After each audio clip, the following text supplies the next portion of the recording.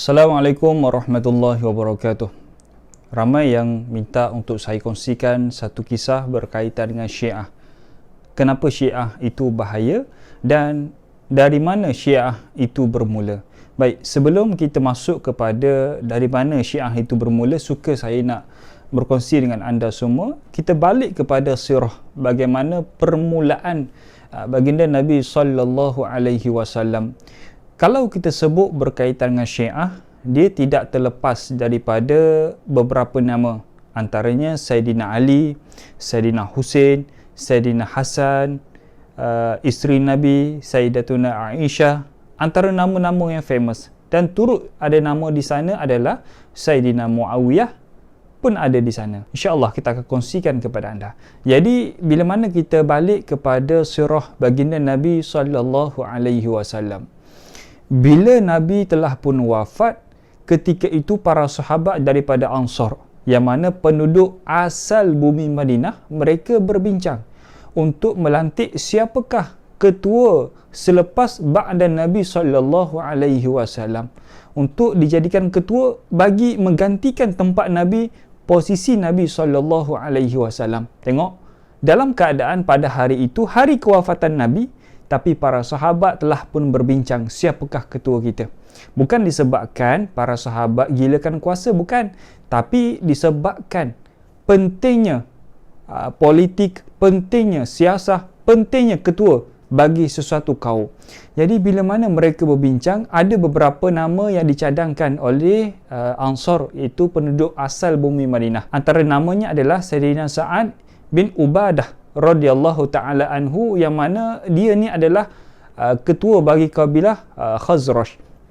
Jadi bila mana para sahabat yang daripada muhajirin, daripada bumi Makkah berpindah ke bumi Madinah, antaranya Abu Bakar, Umar dan sebagainya, mereka dapat tahu yang golongan Ansar ni telah berbincang. Maka bersegeralah mereka pergi ke tempat perbincangan itu.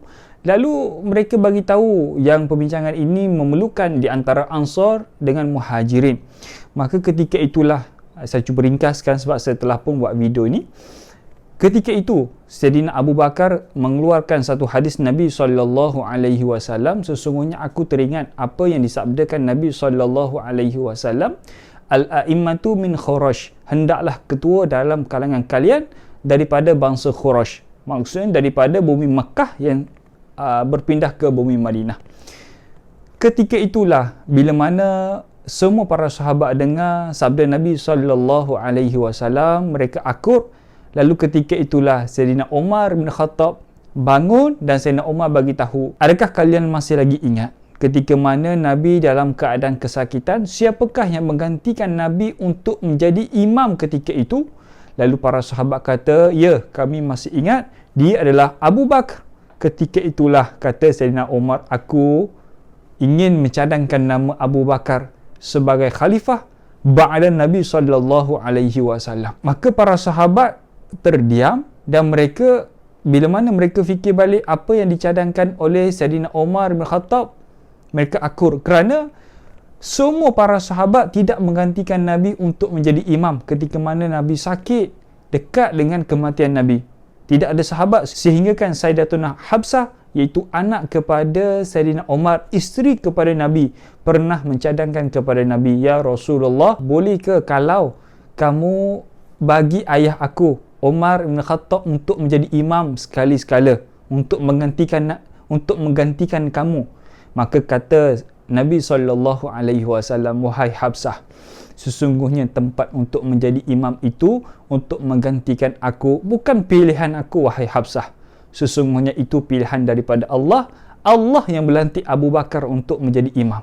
Ketika itulah para sahabat akur dan bermulalah era khalifah yang pertama selepas daripada Nabi sallallahu alaihi wasallam. Apa yang dilakukan oleh puak-puak Syiah? Waktu inilah mereka mengambil kesempatan kerana ramai yang telah pun berbai'ah kepada Abu Bakar. Mereka mencetuskan satu fitnah. Mereka mengatakan Ali tidak berbai'ah. Tengok, Ali berbai'ah tapi lambat Ali berbai'ah. Mereka mencetuskan haba-haba yang boleh menimbulkan perpecahan dalam kalangan Islam. Padahal kalau kita tengok sirah balik, apa yang dilakukan oleh Saidina Ali ketika mana perbincangan khalifah itu dibuat, Saidina Ali sedang menguruskan jenazah baginda Nabi SAW. Kerana semua keluarga Nabi, mereka sibuk menguruskan jenazah Nabi. Yang di-allow untuk menguruskan jenazah Nabi hanyalah ahli keluarga Nabi sahaja. Memandikan Nabi, mengkafankan Nabi dan sebagainya. Itu poin yang pertama kita tengok. Lalu bila mana Nabi telah pun dimakamkan, ketika itulah datangnya Sayyidatuna Fatimah, anak kepada Nabi SAW, kepada Abu Bakar. Wahai Abu Bakar, aku dapati Nabi SAW, ayah aku, ada sebidang tanah di hujung sana. Maka boleh tak aku yang menguruskan tanah itu, atau kamu berikan kepada aku tanah itu, aku nak uruskan dengan sendirinya. Kerana dalam ramai-ramai anak Nabi, hanya tinggal Sayyidatuna Fatimah sahaja.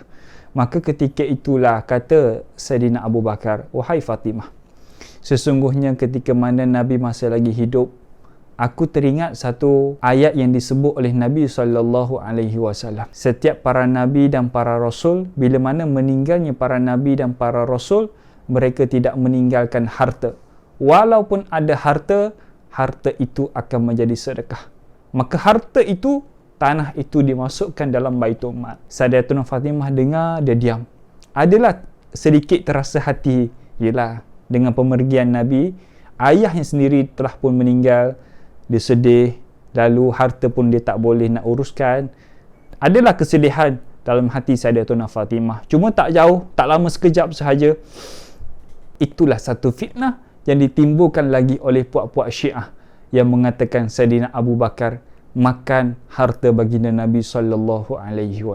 Kalau kita tengok, kalaulah Sayyidina Ali tidak setuju dengan perlatikan khalifah yang pertama Sayyidina Abu Bakar, kenapa Sayyidina Ali tidak menyuarakan pendapat dia? Kalau kita tengok dalam kitab-kitab sirah, tidak ada satu pun yang Sayyidina Ali menyuarakan tidak bersetuju, tidak berbai'ah kepada Sayyidina Abu Bakar. Ingat, para sahabat ketika itu mereka lantang.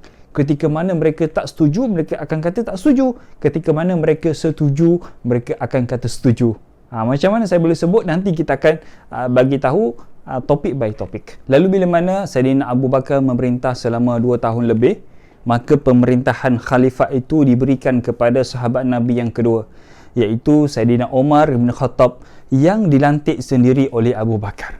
Cuma dalam masalah ini tidak ada isu dalam kalangan para sahabat. Mereka akur dengan apa yang diperintahkan oleh Sayyidina Abu Bakar, dan pemilihan Sayyidina Abu Bakar itu adalah pemilihan yang tepat.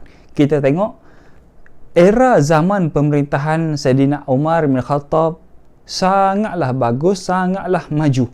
Bagaimana dia membuka dua negara, membuka dua kuasa besar jatuh di bawah kuasa Islam. Tak lama kemudian, bila mana zaman pemerintahan Umar bin Khattab telah pun wafat, dibunuh dan sebagainya, ketika itulah para sahabat, kerana Sayyidina Umar meninggal, wafatnya Sayyidina Umar, dia tidak mewasiatkan, dia tidak bagi tahu siapakah akan menggantikan dia, tidak. Maka bila mana wafatnya Sayyidina Umar bin Khattab disebabkan dibunuh oleh musuhnya, ketika itulah para sahabat berbincang dalam kalangan para sahabat, siapakah yang akan menggantikan Umar bin Khattab.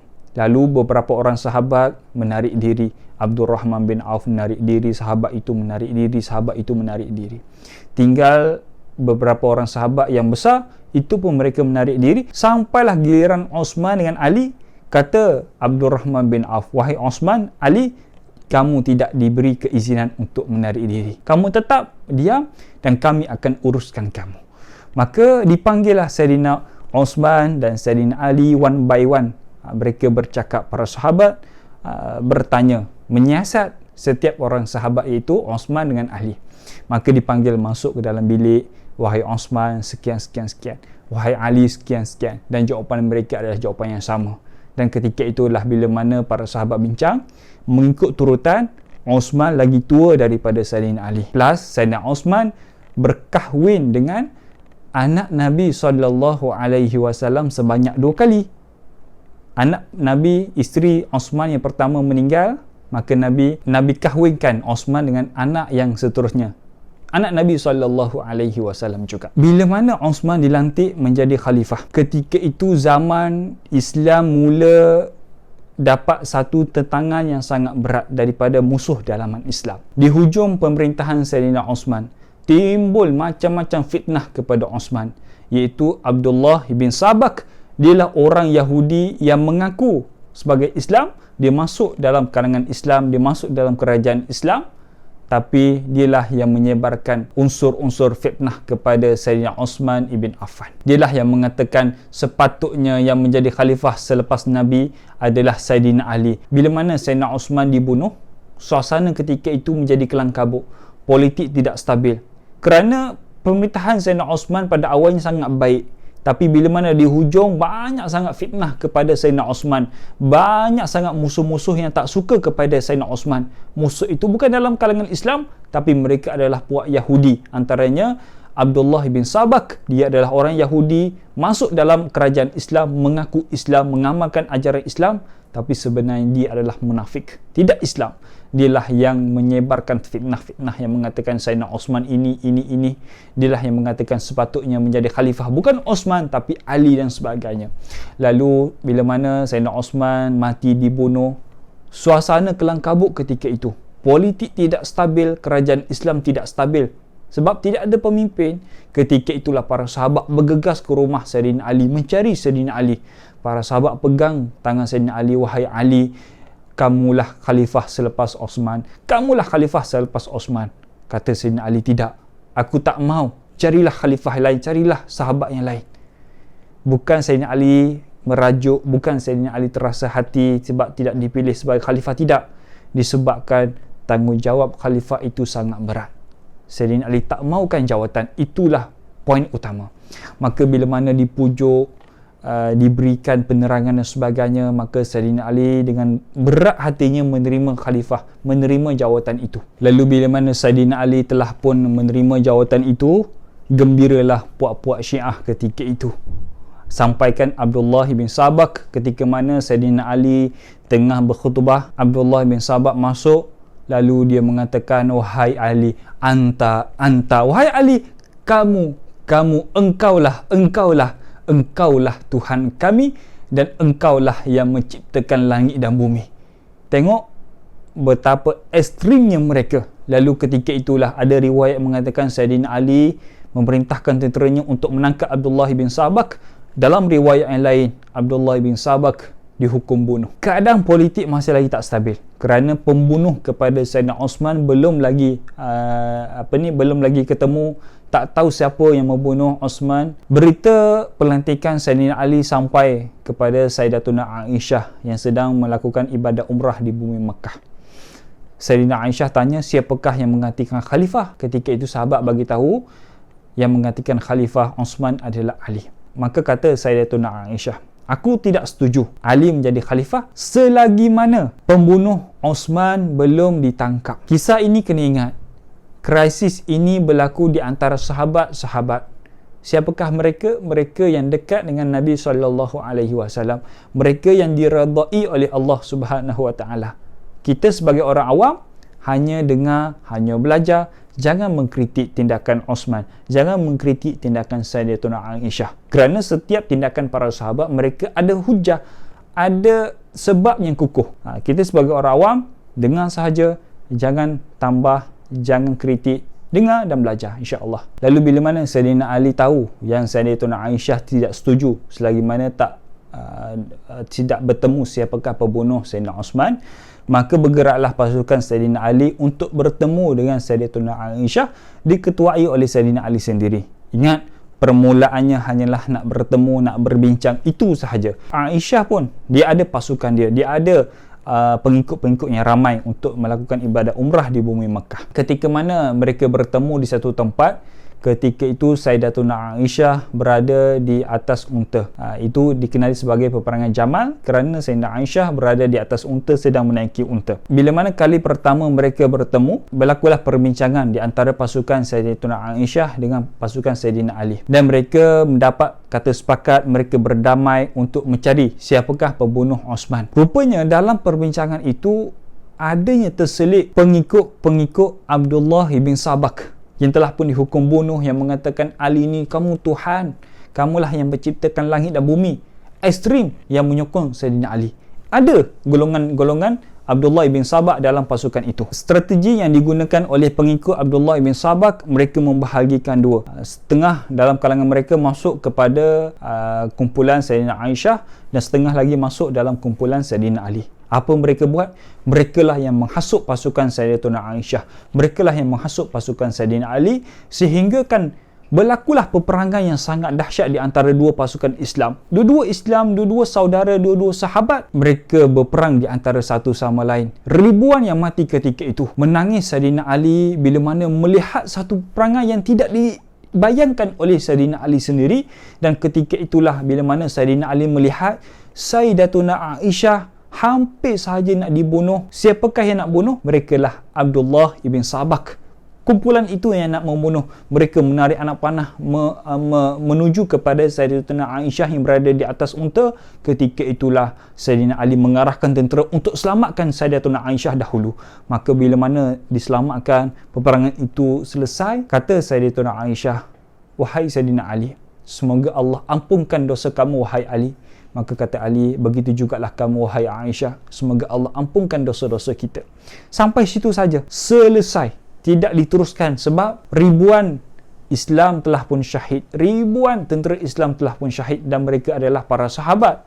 Lalu bila mana selesai sampai situ saja, maka mereka meneruskan kehidupan masing-masing. Pemerintahan ketika itu diteruskan oleh Sayyidina Ali. Tak lama, Sayyidina Ali memindahkan kerajaan Islam ketika itu daripada bumi Madinah ke bumi Iraq. Kerana Sayyidina Ali tak mau bumi Madinah, iaitu bumi kota Nabi SAW, dipenuhi dengan fitnah-fitnah yang buruk-buruk. Dia nak sucikan kota Madinah. Sebab itulah yang memindahkan kerajaan Islam daripada bumi Madinah ke bumi Iraq. Bila mana berita akan Osman telah pun syahid sampai kepada satu gubernur yang menjaga di Syam, iaitu Muawiyah, tahu yang Osman telah pun syahid. Ketika itulah Osman tanya, siapa yang memerintah sekarang? Siapakah khalifah? Ali. Maka kata Muawiyah, aku tak setuju kalau Ali menjadi pemerintah. Aku tak setuju kalau Ali menjadi khalifah selagi mana orang yang membunuh Osman itu tidak diketemui, tidak ditangkap, tidak dijatuhkan hukuman. Selesai satu, datang satu. Selesai satu, datang satu. Sangat dahsyat suasana ketika itu. Maka bila mana Muawiyah kata macam tu, maka berlakulah pertempuran di antara pasukan Sayyidina Ali dengan pasukan Muawiyah di Siffin. Ingat, Ali bukan tak mau mencari siapakah yang membunuh Osman, tapi disebabkan keadaan politik ketika itu sangatlah teruk. Maka bila mana berperang, kalah pasukan Muawiyah. Akhirnya mereka, itu pasukan Muawiyah, nak berdamai. Nak berdamai, tiba-tiba hati Sayyidina Ali kata macam pelik je. Kenapa tiba-tiba nak berdamai? Kerana Sayyidina Ali takut ada something. Tapi disebabkan Sayyidina Ali memikirkan perdamaian itu lebih utama, maka berdamailah di antara pasukan Sayyidina Ali dengan Muawiyah. Lalu dihantarlah satu wakil daripada Sayyidina Ali, dihantar satu wakil daripada Muawiyah. Wakil daripada Sayyidina Ali adalah sahabat juga, iaitu Sayyidina Abu Musa al-Ash'ari. Wakil daripada Muawiyah iaitu Amru al-As. Maka bila mana berbincang-bincang, ketika itulah kata wakil daripada Sayyidina Ali, Abu Musa al-Ash'ari, aku disebabkan politik keadaan begini, kumpulan Islam menjadi sebegini, aku nak memecat Sayyidina Ali menjadi khalifah untuk menstabilkan lagi politik. Ketika itulah terkejut dalam kalangan tentera-tentera ataupun penyokong-penyokong Sayyidina Ali. Kata para ulama, penyokong Sayyidina Ali ketika itu terbahagi kepada dua. Ada yang menyokong Sayyidina Ali dan kedua golongan Khawarij. Mereka keluar daripada Sayyidina Ali. Mereka cakap, semua orang tak boleh pakai. Sayyidina Ali tak boleh pakai, Muawiyah tak boleh pakai, Amru al-As tak boleh pakai. Disebabkan itulah golongan-golongan Khawarij inilah mereka menyusun strategi nak membunuh. Mereka ini nak membunuh Sayyidina Ali, nak membunuh Muawiyah. Lalu di satu pagi ketika mana Sayyidina Ali bangkit daripada tidur, Sayyidina Ali menjalankan tanggungjawabnya untuk mengejutkan masyarakat ketika itu bangun subuh. Itu tugas khalifah ketika itu. Maka dalam keadaan mengejut para masyarakat ketika itu bangun subuh, ketika itulah Khawarij menyusun strategi menuju kepada Sayyidina Ali, mengambil satu pedang, yang di pedang itu adanya racun dan ditetak kepala tengah-tengah ditetak kepala Sayyidina Ali, sehingga kan terbelah, dan kata para sahabat Sayyidina Ali dibawa ke rumah, syahid ketika itu Sayyidina Ali radhiyallahu ta'ala anhu. Begitu juga berlaku kepada Muawiyah. Tapi Muawiyah pada pagi itu Muawiyah tak sihat. Muawiyah meminta tenteranya menggantikan tempatnya pada hari itu untuk mengejutkan masyarakat lain bangun subuh. Orang itulah yang dibunuh oleh Khawarij kerana mereka menyangka yang mati itu, yang mengejutkan orang itu adalah Muawiyah, kerana kebiasaannya Muawiyah akan bangun awal, kejut masyarakat sekeliling subuh dan sebagainya. Bila mana Sayyidina Ali telah pun dibunuh, orang ramai terus melantik anaknya, iaitu Sayyidina Hasan ibn Ali, untuk menjadi khalifah menggantikan ayahnya. Ketika itu bila mana Muawiyah tahu yang anak Sayyidina Ali, Hasan, menjadi khalifah, Muawiyah tetap tak setuju, kerana yang membunuh Osman belum lagi ditangkap, belum lagi dijatuhkan hukuman. Tak setuju. Dia nak juga cari siapakah yang membunuh Osman. Hasan ni kita kena ingat, dia adalah cucu baginda Nabi SAW. Nabi sudah pun bagi tahu ketika mana Nabi sedang berkhutbah, ni masih lagi hidup, Nabi sedang berkhutbah, maka datanglah Sayyidina Hasan yang masih lagi kecil merangkak-rangkak pergi kepada Nabi. Ketika itulah Nabi bersabda, sesungguhnya cucu aku ini Hasan yang suatu hari nanti akan menjadi pemimpin. Dia akan menyatukan dua pasukan Islam yang bergaduh, dua pasukan Islam yang berbalah. Siapa? Hasan, kata Nabi SAW. Dan benar apa yang disabdakan Nabi SAW ketika mana Sayyidina Hasan telah pun menjadi khalifah. Apa Sayyidina Hasan buat? Tak fikir panjang, Sayyidina Hasan terus pergi bertemu dengan Muawiyah. Berbincang dengan Muawiyah. Sebab itulah pemerintahan Sayyidina Hasan ni tak lama, 6 bulan sahaja. Bila mana berbincang dengan Muawiyah, dapat kata sepakat, maka Sayyidina Hasan kata, aku meletakkan jawatan dan aku melantik kamu Muawiyah menjadi khalifah selepas daripada aku. Dan ketika mana Muawiyah menjadi khalifah, suasana politik Islam ketika itu menjadi tenang, menjadi stabil, menjadi aman. Pasukan Islam bersatu di bawah satu panji, di bawah satu khalifah, iaitu Muawiyah ketika itu, dan mereka hidup dengan aman, hidup dengan berkasih sayang, hidup dengan hormat menghormati di antara satu sama lain. Dikatakan bila mana Muawiyah menjadi khalifah, dia kerap menziarahi Sayyidina Hasan, kerap menziarahi para keluarga baginda Nabi SAW. Tak lama kemudian Allah takdirkan Sayyidina Hasan mati disebabkan diracun oleh musuh. Ada para ulama mengatakan yang meracun Sayyidina Hasan adalah puak-puak Syiah. Kerana puak-puak Syiah ni mengatakan Sayyidina Hasan adalah pengkhianat. Sayyidina Hasan ni pengkhianat kerana dia meletakkan jawatan dan diberikan jawatan itu kepada Muawiyah. Kerana puak-puak Syiah ni memang daripada dulu lagi tak setuju dengan Muawiyah. Sebab itulah pada awalnya nak bunuh Muawiyah, tapi yang dibunuhnya adalah orang lain. Dia tak setuju dengan pelantikan Muawiyah itu, maka dia bunuhlah Sayyidina Hasan. Kerana dia mengatakan Sayyidina Hasan ini adalah pengkhianat. Sejarah Islam ketika itu diteruskan dengan pemerintahan Muawiyah. Pemerintahan Muawiyah, dia memerintah dengan sangat baik, memerintah dengan sangat bertakwa kepada Allah Subhanahu Wa Taala. Akan tetapi bila mana dekat sangat dengan kewafatan Muawiyah, dia bertindak, dia berijtihad, dia melantik anaknya Yazid ibn Muawiyah untuk menjadi khalifah selepas daripada dia. Ketika itu para sahabat sangat ramai lagi. Para sahabat tak setuju dengan tindakan yang dilakukan oleh Muawiyah. Tapi bila mana kita tengok kenapa Yazid dipilih oleh Muawiyah. Nombor satu, ialah dia adalah anak kepada Muawiyah. Nombor dua, Yazid dilatih sendiri oleh Muawiyah daripada kecil menjadi seorang pemerintah. Nombor tiga, Yazid dilantik oleh Muawiyah disebabkan ketika itu Yazid adalah panglima perang. Dia mempunyai pengaruh yang kuat, pengaruh yang ramai. Disebabkan itulah dilantik Yazid ibn Muawiyah menjadi khalifah. Puak-puak Syiah, adakah puak-puak Syiah berdiam diri? Tidak. Puak-puak Syiah tak berdiam diri. Dia usaha juga untuk mencari di mana kita boleh menjatuhkan Islam. Maka ketika itu dia nampak inilah turning point untuk kita jatuhkan Islam lagi sekali. Dia menghantar satu surat kepada Husain yang berada di Mekah. Dia menulis satu surat, puak-puak Syiah menulis surat kepada Husain, bertubi-tubi dihantar surat kepada Husain. Wahai Husain, kami bersetuju taat setia untuk melantik kamu sebagai khalifah.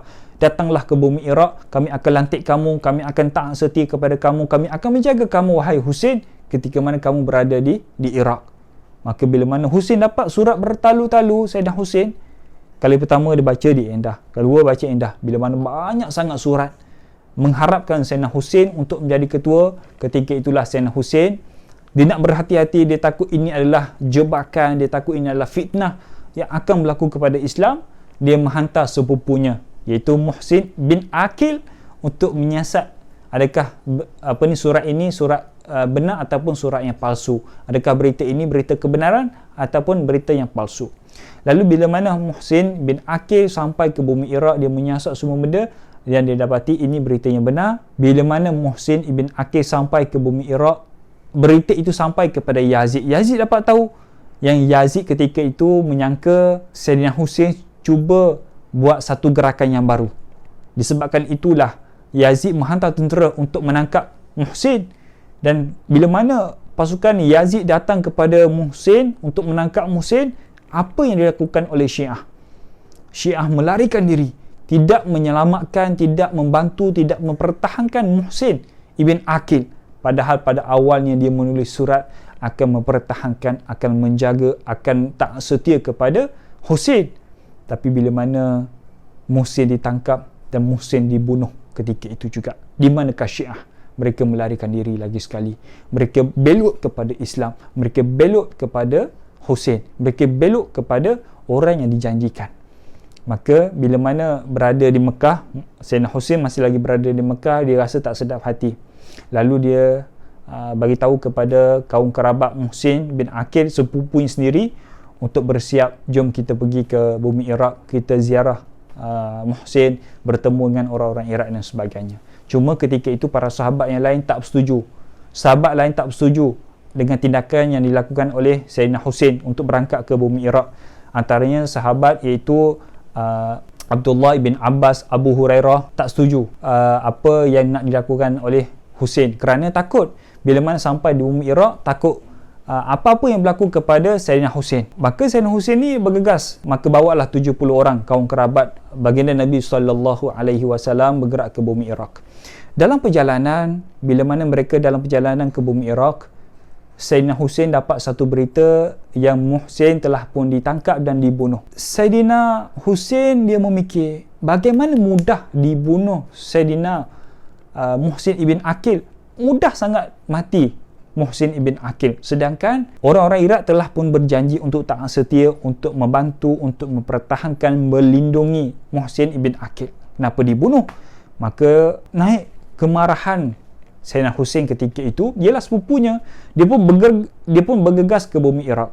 Rupanya berita Sayyidina Husain bawa 70 orang kaum kerabatnya untuk ke bumi Iraq sampai kepada Sayyidina Yazid. Sayyidina Yazid menghantar bala tentera yang sangat ramai, ribuan dihantar. Maka bila mana bertemu di Karbala, pada awalnya berlaku perbincangan. Kata Sayyidina Husain, aku nak berbincang 3 syarat. Nombor 1, lepaskan aku biar aku boleh balik ke bumi Mekah. Nombor 2, hantar aku di mana tempat yang Islam belum sampai, hantar aku ke sana. Kalau tak dapat juga, nombor 3, bagi aku bertemu dengan Khalifah Yazid ibn Muawiyah.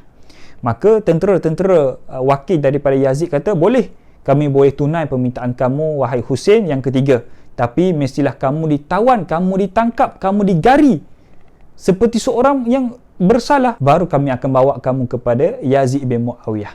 Ingat, Sayyidina Husain tak setuju. Sayyidina Husain tak setuju dengan layanan yang dibuat, yang diberikan kepada keluarga baginda Nabi SAW. Maka berlakulah peperangan. Tentera Yazid sangat ramai, ribuan orang dihantar, tapi tentera wakil daripada Sayyidina Husain hanya 70 orang. Maka berlakulah peperangan daripada subuh sampailah ke Zuhur. Pada waktu Zuhur itulah 10 Muharram. Ada tiba-tiba dalam ramai-ramai tentera Yazid tu adanya puak-puak Syiah yang terselit. Mereka lah yang pergi kepada Husain. Mereka membunuh Sayyidina Husain ketika itu juga. Tanpa sebab, padahal mereka berjanji nak Husain menjadi khalifah, nak Husain menjadi ketua mereka. Tapi mereka khianat kepada Husain.